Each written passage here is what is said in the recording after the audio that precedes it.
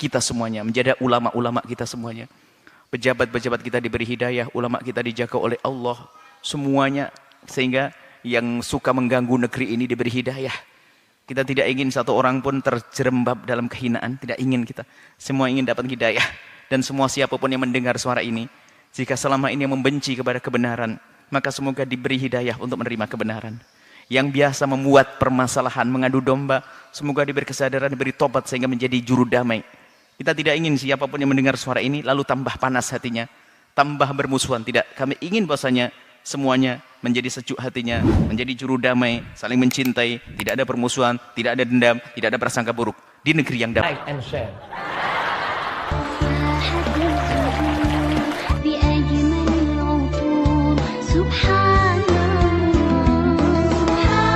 Sebuah berita,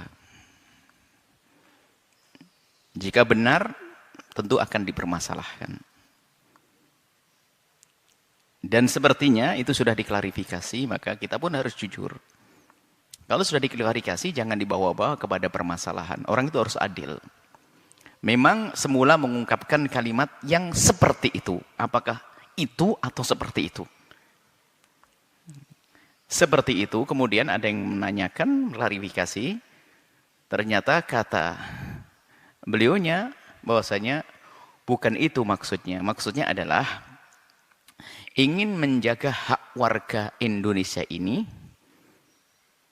di hadapan hukum Indonesia ini. Bukan urusan membahas tentang kesesatan kelompok tertentu. Bukan, ini hanya bicara tentang hak mereka di depan hukum. Kalau memang seperti itu ya tidak perlu dipermasalahkan. Bahkan ditambah lagi, maksudnya beliau akan memfasilitasi jika ada sekelompok yang memang dipermasalahkan, maka akan difasilitasi. Lah, ini fasilitasi ini apa sih maksudnya? Mungkin diskusi dijelaskan. Lah, ini baik hal yang demikian ini. Maka kalau memang betul, ya tentunya dipanggil dari orang-orang yang memang ahlinya. Bukan asal orang diajak diskusi, ternyata diskusi yang nggak benar, maka jadi masalah juga. Dan kami khusnudon kepada siapapun, semoga memang diskusi itu penting. Dari kelompok-kelompok yang selama ini seperti Ahmadiyah, Syiah dan sebagainya, harus didudukkan satu diskusi yang jelas, didatangkan dari mayoritas kaum ahli sunnati wal jamaati. Ya, tentunya yang punya keahlian, punya ilmu, bukan hanya sekedar orang mengaku ahli sunnah wal jamaah. Ulama-ulama yang telah terbukti punya pendidikan panjang dan juga punya kiprah dan juga punya ilmu, kemudian mendiskusikan, tentunya diskusi dengan adil, bukan berangkat dari kebencian. Ini akan ketemu judulnya nanti. Nah, baik, sampai di sini. Kemudian ini harus fasilitasi dan banyak nanti yang siap membantu tuh banyak. Orang yang yakin akan kebenaran ahli sunnati wal jamaah ini akan siap untuk menjelaskan tentang kelompok-kelompok tersebut. Tentunya di saat menjelaskan bukan katanya, kita bisa langsung merujuk kembali kepada kitab mereka. Tentunya dengan sederhana pandangan mereka kepada kita ahli sunnah wal jamaah dan seterusnya. Jadi seperti itu. Maka tolong, ini media kadang-kadang memanfaatkan sebuah ungkapan, apalagi menteri dan sebagainya, akhirnya menambah keruh. Selagi sudah diklarifikasi, kemudian beliau menjelaskan, ya sudah, selesai. Hanya ini pesan kami untuk siapapun, kepada Pak Menteri atau siapapun, bahwasanya yang harus diyakini bahwasanya Indonesia ini mayoritas kaum muslimin di Indonesia adalah ahli sunnati wal jamaati yang sudah terbukti dengan kelembutannya, keindahannya. Nah, ini yang harus kita yakini. Kemudian di saat kita itu mengatakan ada kelompok sesat, ini harus dipahami oleh siapapun, termasuk agama-agama lain, termasuk kelompok-kelompok yang dianggap sesat itu. Kalau kaum ahli sunnati wal jamaat itu mengatakan bahwasanya kelompok ini adalah sesat, atau bahkan dikatakan keluar dari Islam, itu bukan serta-merta dibantai, tidak. Ini untuk memberitahu bahwasanya mereka itu adalah saudara kita yang lagi kecebur. Maka kita informasikan itu sesat, kelompok itu sesat, bahkan itu kelompok keluar dari Islam, yuk kita ajak kembali. Itu makanya tadi yang dimaksud Pak Menteri tadi bisa saja maknanya semacam ini seharusnya. Fasilitasi, jelaskan agar mereka kecebur ngerti kamu itu kecebur.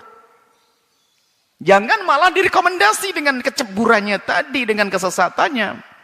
Maka kami khusnudzon Pak Menteri paham hal ini dan seharusnya paham bahwasanya mereka ini ada kelompok-kelompok di negeri ini yang keluar dari kelompok mayoritas ahli sunnati wal jamaati yang membawa kesesatan, bahkan dianggap keluar dari Islam, dan mereka sendiri yang mengukuhkan keluar dari Islam, bukan kita mengeluarkan, karena mereka tidak menganggap yang lainnya kok. Maka ini kecebur mereka. Jadi bukan diafirmasi, betul tidak diafirmasi, bukan dikukuhkan, bukan direstui, akan tapi kita ajak kembali. Ingat, dengan kesesatan sebuah kelompok dalam akidah, bukan berarti langsung kita bantai, kita perangi mereka. Nah, ini nggak boleh seperti itu. Nah ini, kemudian setelah itu langkah-langkah kita, setelah kita bahwasanya yakin bahwasanya semuanya harus tahu, kaum muslimin, non muslim semuanya, lihat, berbeda agama tidak harus kita saling bantai, akan tapi bagaimana kita memahami perbedaan ini. Kemudian setelah itu, ya, perbedaan ini, kemudian setelah itu, ya selagi salah, kalau di dalam kaum muslimin berarti kan saudara kita yang sesat, ya harus kita jelaskan. Tapi kalau beda agama, nggak bisa di sini. Beda agama, agamaku agamaku, agamamu agamamu. Nah ini selagi masih di dalam payung kaum muslimin, mereka mengaku Islam, kalau melakukan sesuatu yang keluar dari Islam harus kita jelaskan. Nggak boleh tidak. Bukan direkomendasi mereka menjadi sebuah kelompok yang sah, oh enggak. Tetap kita katakan tidak sah. Dan insya Allah Pak Menteri seperti ini, jujur, setuju dengan ini. Karena apa? Beliau juga berpikir, kalau enggak, kalau seandainya langkah Pak Menteri ini salah, akan menjadi catatan hitam sepanjang masa. Kemudian juga, kita sebagai pengikut ahli sunnati wal jamaati, kaum muslimin di Indonesia mayoritas ini, kita kan punya tugas untuk berdakwah. Menjaga akidah kita dan jaga umat kita ini. Masalah toleransi babnya beda. Toleransi tanpa harus kita meruntuhkan bangunan-bangunan, pondasi-pondasi akidah kita. Tidak. Akan tapi lihat, di dalam kita menjaga akidah, ini babnya. Bukan bab toleransi. Toleransi sudah dibangun, toleransi. Kita sudah hidup bertahun-tahun dengan damai dengan agama yang berbeda-beda. Tanpa harus membuat toleransi-toleransi yang aneh seperti yang terjadi di akhir zaman ini. Banyak toleransi kebohongan. Kita perlu toleransi sesungguhnya. Biarpun seorang tetangga tidak pernah masuk gereja, tapi dia bisa berdamai dengan bagus selama ini. Tetangga yang muslim tidak pernah masuk gereja mengadakan Natalan, tapi baik-baik ada. Nggak ada masalah. Lah itu toleransi sesungguhnya. Tanpa harus ada kebohongan-kebohongan. Baik. Kemudian, di dalam kita beriman dan berakidah, ini yang harus kita pahami juga, bahwa di dalam berakidah kita harus punya upaya memperjuangkan dan menjaga akidah kita. Nah, siapapun Anda, waktu Anda jadi presiden, kepentingan politik harus menjadi nomor 2. Kepentingan pertama adalah agama. Dan agama tidak bertentangan dengan politik jika politik itu benar. Apakah Anda jadi menteri? Yang jadi menteri, jadi Pak Presiden punya dasar akidah. Jika akidahnya adalah akidah Islam ahli sunnah wal jamaah, maka jadi menteri ataupun jadi presiden, jadi apapun gubernur, maka dia harus tetap semangat memperjuangkan akidahnya itu. Memperjuangkan akidahnya dan menjaga akidahnya. Menjauhkan orang dari akidah sesat. Dan itu nggak bertentangan dengan namanya toleransi, tidak. Bahkan kalau saya ketemu dengan orang Nasrani, saya akan ajak kepada agama saya, bukan kebencian saya, akan tapi apa? Saya sayang ini satu bangsa, satu tanah air, hidup bertetangga dengan saya tidak ingin menurut keyakinan saya mereka sesat. Maka ayo ikut agama. Agama Islam mengajarkan kebaikan kok, itu. Ya, seperti itu. Jadi, siapapun Anda, termasuk menteri sekalipun, dia insya Allah punya iman. Yakin saya punya iman, bukan. Dan dia akan mempertahankan keimanannya. Nah, keimanan perlu dijaga. Maka menjaga keimanan harus menjelaskan. Ini batil, ini sesat, ini keluar dari Islam. Kemudian setelah itu apa? Kita perlakukan mereka sebagai bangsa. Di depan hukum, ya harus kita lindungi. Artinya tidak boleh seramta kita penggal lehernya, kita enggak. Kita ajak diskusi, kita buka, kita tarik kembali kepada ajaran yang benar. Seperti itu. Jadi kami himbau kepada siapapun agar tidak gampang terprovokasi dengan berita-berita, ya. Insya Allah urusan Pak Menteri Agama sesuai dengan yang kami dengar, kenyataannya wallahu alam. Pertama mendengar, beliau akan mengafirmasi. Kemudian sudah klarifikasi, selesai. Kemudian setelah itu dia memfasilitasi, kesempatan emas buat kita untuk mengajak mereka kepada kebaikan. Kemudian setelah itu kami ajak semuanya bersemangat untuk menjaga akidah dan keimanan.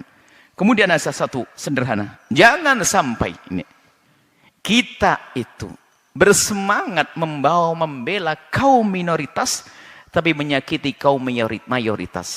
Ini adalah kebodohan yang sesungguhnya. Bagaimana keadilan? Keadilan adalah melindungi siapapun, mayoritas atau minoritas. Sehingga ada gerakan-gerakan sok menjadi pahlawan, tapi pahlawan kesiangan. Membela kaum minoritas, tapi dengan menyakiti kaum mayoritas. Ini bencana namanya. Menjaga kaum mayoritas, menjaga kaum lemah, dolim dengan kaum kaya. Dalam Islam nggak boleh. Nggak wajib zakat, jangan katakan zakat kepada orang kaya. Zakat tidak boleh diterima kecuali orang yang berhak. Jelas. Contohnya dalam zakat nih. Maka kaum minoritas jika dia harus dibantu, wajib dibantu. Kaum mayoritas harus dibantu. Bukan gara-gara minoritas sudah salah, tetap saja dibantu. Oh tidak begitu, nggak adil namanya.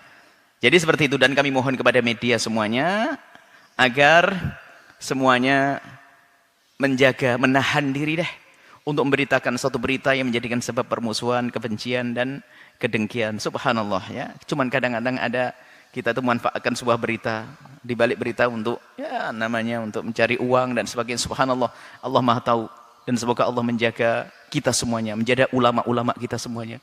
Pejabat-pejabat kita diberi hidayah, ulama kita dijaga oleh Allah semuanya, sehingga yang suka mengganggu negeri ini diberi hidayah. Kita tidak ingin satu orang pun terjerembab dalam kehinaan, tidak ingin kita. Semua ingin dapat hidayah, dan semua siapapun yang mendengar suara ini, jika selama ini membenci kepada kebenaran, maka semoga diberi hidayah untuk menerima kebenaran. Yang biasa membuat permasalahan, mengadu domba, semoga diberi kesadaran, diberi tobat sehingga menjadi juru damai. Kita tidak ingin siapapun yang mendengar suara ini lalu tambah panas hatinya, tambah bermusuhan. Tidak, kami ingin bahwasanya semuanya menjadi sejuk hatinya, menjadi juru damai, saling mencintai, tidak ada permusuhan, tidak ada dendam, tidak ada prasangka buruk di negeri yang damai.